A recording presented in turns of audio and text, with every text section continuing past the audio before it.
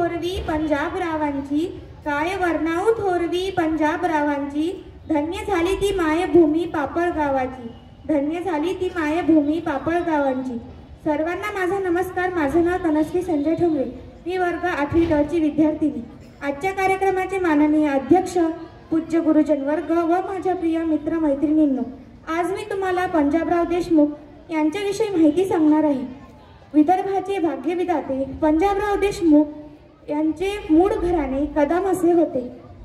त्यांचा जन्म 27 डिसेंबर 1898 रोजी अमरावती जिल्ह्यातील पापळ या गावी झाला।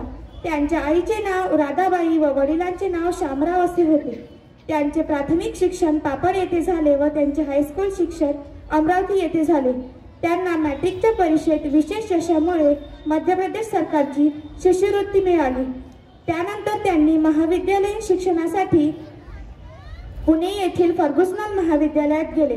महाविद्यालयीन शिक्षणाच्या काळातच ते उच्च शिक्षणासाठी लंडनला रवाना झाले। 15 जुलै 1926 रोजी ते भारतात परत आले।